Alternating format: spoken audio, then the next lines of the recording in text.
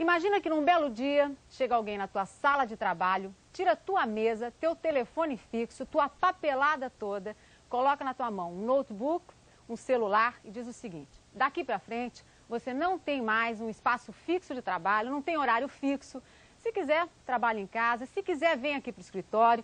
Pode trabalhar ali no sofá da sala de visita, pode trabalhar tomando um cappuccino na copa, não tem problema, fica à vontade. Contanto que você apresente resultado. Proposta tentadora, mas ousada. Será que você apresentaria resultado num esquema assim de tanta liberdade? Nós vamos conversar agora com um mestre em ousadia empresarial, que é Ricardo Semler. Ele é empresário, dono da Semco, vocês lembram bem dele. Escreveu o livro Virando a Própria Mesa, que foi um best-seller internacional e que revolucionou os conceitos tradicionais de gestão empresarial. Ricardo Semler aplicou nas suas empresas tudo aquilo que eu falei no início do programa. E aí, Ricardo, funcionou mesmo? Você continua tendo lucro como antes? Muito mais, né, Tamara? Isso está em vigor, sei lá, uns 22 anos, né? E, na verdade, as pessoas que estão fora da empresa acabam pegando pedacinhos, né? Então a gente faz alguma mudança que é incremento sobre o que já está lá e aquilo chama atenção. Por exemplo, essa história de território e o raciocínio de que uma pessoa sem liberdade absoluta e sem controle sobre ela é uma pessoa muito mais produtiva. Isso é muito difícil para as empresas, para os empresários, para as organizações aceitarem, porque tem essa crença de que você precisa controlar, senão as pessoas vão querer chegar o mais tarde possível, sair o mais cedo possível, fazer o mínimo possível para ganhar o máximo possível. E essa nunca foi a nossa experiência, nem quando a gente tinha, na época do livro, 300 funcionários, ou hoje que temos 1.500 e mais cerca de 1.000 que trabalham todo dia conosco lá, nós nunca encontramos isso. Então é uma diferença de crença, basicamente, e claro, a resposta é que o volume, o faturamento, o lucro aumentaram brutalmente nesses anos, multiplicaram facilmente por 15 ou 20 nesse período. Ricardo, nesse ambiente de liberdade total, eu fico pensando assim, até que ponto o brasileiro está preparado para isso? Porque, culturalmente, o brasileiro, ele espera no presidente o grande pai, né? É um país muito paternalista, né? O chefe também é aquele grande pai que resolve todos os problemas, sabe tudo melhor que todo mundo, qualquer galho joga na mão dele que ele resolve. Como é que o profissional brasileiro se adaptou a esse estilo de trabalho que você implantou, que me parece uma coisa assim mais para o europeu, francamente, que está mais acostumado a assumir mais responsabilidade, a trabalhar enfim, viver num ambiente de maior liberdade? Sabe o que é engraçado é o seguinte, Tamara, na medida que o livro começava a sair em outras línguas e eu ia a alguns países da Europa, Alemanha, França e Itália, para falar sobre isso, as pessoas diziam o seguinte: bom, isso aí eu consigo entender que funciona lá no Brasil, isso tudo bem, porque o brasileiro é mais fácil, mais liberdade e tem uma mentalidade maior. Aqui na Alemanha isso nunca vai funcionar, porque aqui o cara você tem que dar a ordem exata para o cara, senão ele não faz. Então, a experiência que eu tenho tido diz que não tem nada a ver com cultura local. E quando você pensa nisso mesmo, de onde vem esse paternalismo? É do funcionário? Então você diz, o funcionário quer um patrão mandão, que resolve tudo, cuida dele? Eu acho que não, acho que é o patrão que gosta disso. E as pessoas estão acostumadas. Quando você libera as pessoas desse jugo do paternalismo e diz o seguinte: olha, eu não quero ficar enchendo o seu saco, não quero saber que hora você chegou, não quero saber como você faz as coisas, vamos negociar o que nós vamos fazer juntos e o que você vai fazer por mim até o final do mês, e daí em diante você faz do jeito que você quiser. E a nossa descoberta nesse período é que o brasileiro é tão preparado para isso quanto qualquer outro país, e em alguns sentidos é até culturalmente mais preparado para a mudança e para a criatividade. Ricardo, você jogou a alfinetada aí no patrão, que o patrão é que gosta mais desse estilo. E o patrão? Como é que os chefes, os diretores, reagiram a esse estilo de trabalho? Eles são um grande obstáculo, né? Se eu dissesse para mim, das 1.500 pessoas da Semco, quem é que atrapalhou mais a mudança? Foram 15 gerentes de nível médio, entende? Quer dizer, é a pessoa que nem é patrão e nem é mais um simples funcionário e que não sabe como agir, né? Nós temos alguns casos exemplares, por exemplo, gerente de vendas que numa greve decidiu ficar com os funcionários em greve e nunca aconteceu nada. Discussão de greve com a CUT no refeitório que a gente abria para a CUT ir lá tentar convencer as pessoas se querem ou não querem fazer greve.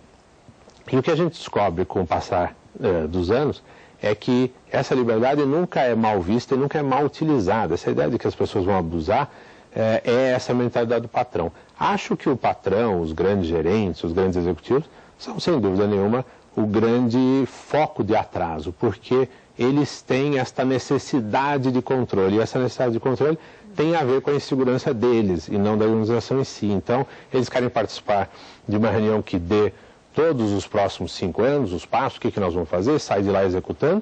Na prática não acontece nada disso, e eles acham uma belíssima razão sofisticada e bem explicada de por que não aconteceu. No meio tempo, eles pressionam toda a organização sob o estresse daquele resultado que eles queriam atingir, que muitas vezes era inatingível, e esse controle de dizer, poxa, eu não sei se ele chegou, e se ele trabalha menos do que o outro, não sei o quê, essas são inseguranças do patrão, não são da pessoa.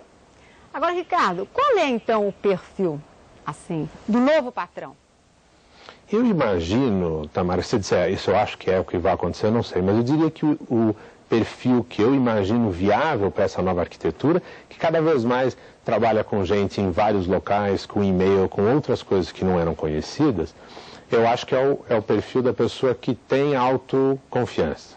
Né? É uma pessoa que diz, para mim, se você fica na praia, se você não é relevante, eu não quero saber como você se veste, eu não quero saber se você chegou na reunião, se você leu o meu memorando ou não. Eu quero negociar com você um resultado fixo que é, me vende 200 pistões por mês, ou me fatura tanto para não sei o quê, acha o melhor jeito, chama quem você quiser na organização, mas reconheça-se como uma pessoa com muito mais liberdade do que havia para o trabalhador antes, e você vai ver que o chefe serve nesse novo formato muito mais como um consultor, como um monitor, eventualmente como orientador, mas uma relação que já não tem mais a ver com mandar e muito menos a ver com controlar. Você sabe que você estava falando aqui sobre CUT, relação da empresa com os trabalhadores, e eu me lembrei do início, há muito tempo atrás, que você não é só um pioneiro, você é um anárquico, porque quando você começou a introduzir essas suas ideias, eu me lembro que ia ter uma reunião na tua empresa, uma reunião dos trabalhadores, sindical, e aí você voluntariamente colocou uma faixa assim, seja bem-vindo para o presidente do sindicato, que era algo assim inimaginável dentro de uma empresa brasileira. Você trouxe novos conceitos na relação capital e trabalho, né? E eu te pergunto, isso foi há quanto tempo? Eu não me lembro, é coisa já bem antiga. O país evoluiu nesse ponto? Você acha que a relação capital e trabalho nesse país se modernizou, se humanizou? Eu acho que muito pouco, tá? Mas se disser, se o discurso mudou brutalmente, né?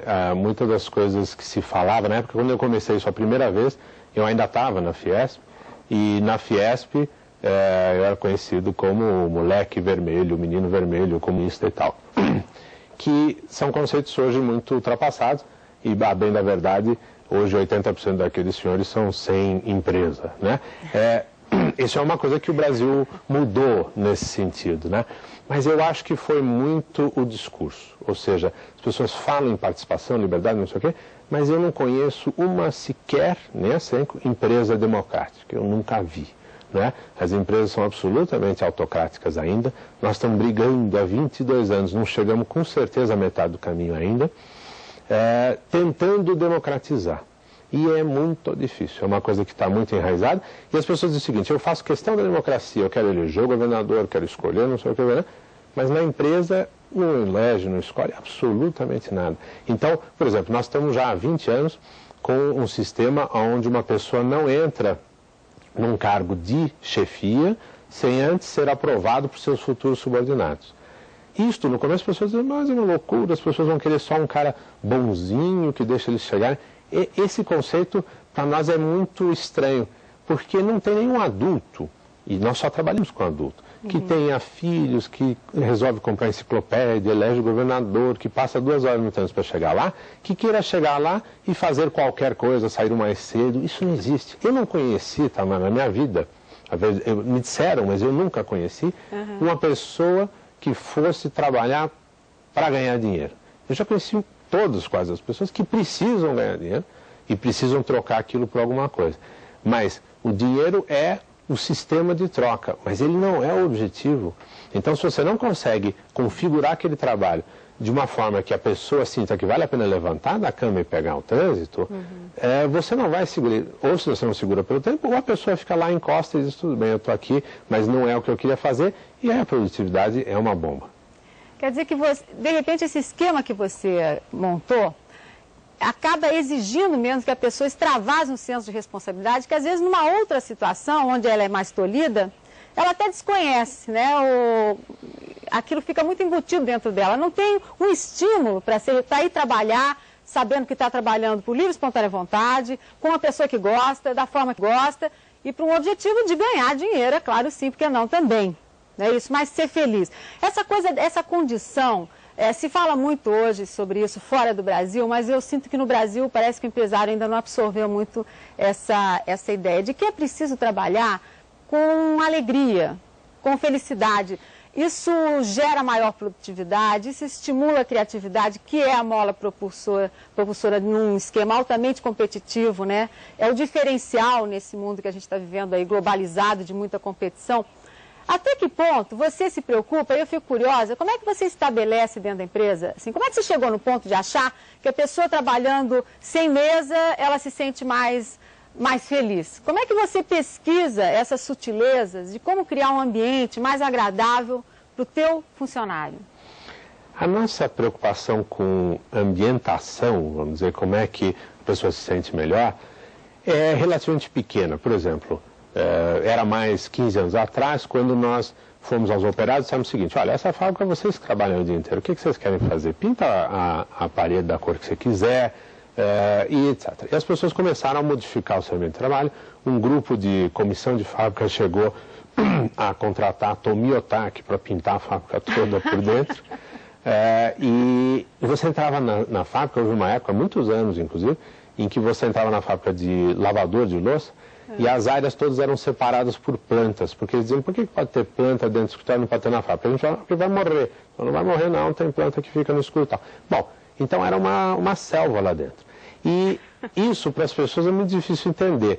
Mas a ambientação só, Tamara, é muito pouco também. O que a gente está tentando fazer agora? Não é dizer o seguinte, olha, 100 meses você vai ficar mais feliz. É dizer o seguinte, se eu desfaço a sede, que no fundo é esse o objetivo, né? Eu digo, eu desfaço o conceito de sede, e eu digo o seguinte, você pode trabalhar em 3, 4, 5 centros que existem na cidade, todos eles são iguais, nenhum deles pertence a ninguém, é só entrar e pela internet você reserva, ou você chega lá na hora, senta, leva o seu laptop, trabalha, etc. O que é importante sobre isso? Você diz, bom, é legal porque a pessoa fica mais perto da casa, tem um cliente mais perto, não fica no trânsito. Tudo bem, mas para mim isso é secundário. O que é fundamental é o seguinte, se ele está trabalhando uma hora aqui, uma hora lá, não tem como controlar. Isso é que é o fundamental para mim. Eu quero abolir o conceito do controle tradicional gerencial, porque este é, no fundo, talvez o mal mais importante do sistema como ele existe hoje hierárquico. Então, quando a gente diz o seguinte, olha, chegou sexta-feira à tarde, você vai embora para a praia, e você vai ao meio-dia, ou você vai às 10 da manhã, etc., não devia ser relevante para a gente. Mas num esquema onde a pessoa sempre senta no mesmo lugar, está cheio de gente olhando, ninguém faz. Hoje, você aceita muito bem a ideia de que o e-mail tem invadido a nossa vida particular, especialmente executivos, gerentes, etc. Então, é normal e considerado absolutamente pacífico que um gerente trabalhe domingo à noite, por exemplo, né, para botar os e-mails em dia. Isso não se discute. Então, as pessoas aprenderam a ter o e-mail invadindo a sua casa, mas ninguém aprendeu a ir ao cinema na segunda-feira à tarde.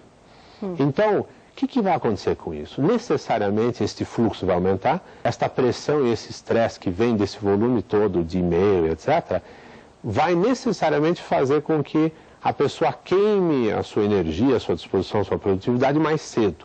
E que organização está pronta, em termos de arquitetura de empresa, a lidar com o mundo pós-e-mail, um mundo em que houve, vamos dizer, o fim do fim de semana, né? Quer dizer, a empresa pode invadir o fim de semana quanto quiser, falta pouco, Tamara, talvez um ano, para que você tenha o seu e-mail na televisão, não é isso? Então o que você faz? Você está assistindo Fantástico e tem um break comercial. Você vai olhar o seu e-mail E se o e-mail for urgente, preciso não sei o que você vai fazer? Você deixa lá? Você consegue assistir mais um bloco sabendo que tem um e-mail piscando lá? Então, quando essa invasão for completa, e falta pouco para isso acontecer, o que é que vai sobrar da semana de trabalho?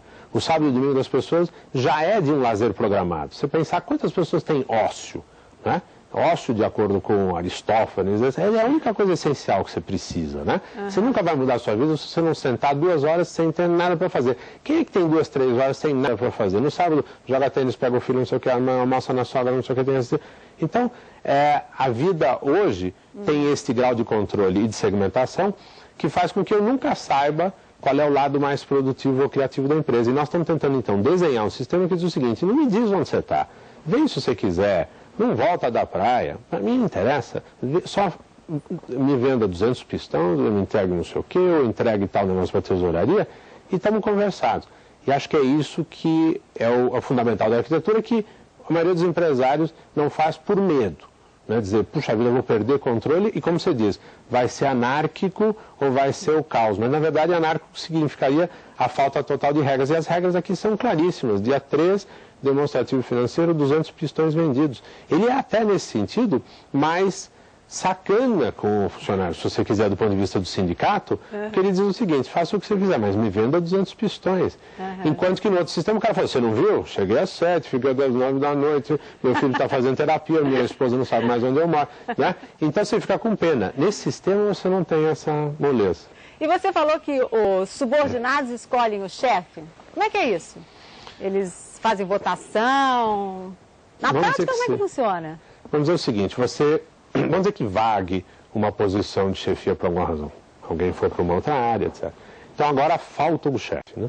Aquelas pessoas, vamos dizer que sejam 15 ou 20, elas resolvem se precisam de um chefe. E quase sempre, 90 e poucos das vezes, conclui que sim. Quer dizer, nós não estamos abolindo liderança, nós estamos querendo abolir a hierarquia burra. As pessoas que se reportam a uma caixa de organograma do doutor tal, que passa a mandar e que não entende do assunto. Então, o que nós estamos falando? Nós estamos falando o seguinte: vocês deveriam, mais do que qualquer um, ser capazes de identificar que tipo de pessoa vocês precisam para a liderança. Então, primeiro, digam que características de liderança vocês estão procurando. Precisa ter tanto de escola nesse assunto, ou não, precisa de formação, precisa de tanta experiência nisso, naquilo, naquilo. Ok. Quanto vale cada um desses itens? Tanto. Aí, acha-se por jornal, por recrutamento, um monte de candidatos, e são 3 os finalistas. Então a gente diz, quarta-feira, às 2, 4 e 6, serão entrevistados os 3 finalistas para o cargo. Todo mundo que se interessar apareça. Quem aparecer recebe um papel em branco que tem essa pontuação e um lápis. Diz, faça todas as perguntas que você quiser e no final avalie. Dos 3 candidatos, quem tiver a pontuação mais alta é o novo gerente. E da mesma forma, podem derrubar um chefe que acham que não funcionou? Certamente, porque o outro problema, Tamara, é o seguinte: a liderança é uma coisa situacional. A maioria das pessoas aceita a ideia de que alguém que caiu com um avião nos Andes, o líder é um, e quando tem que resolver um problema na plataforma P-36 é outro, e quando tem que... E muitas vezes essas características de liderança são situacionais ou são provisórias. Então, o que a gente faz? A cada 6 meses, todo mundo que está num cargo de chefia é avaliado anonimamente por todos os seus subordinados.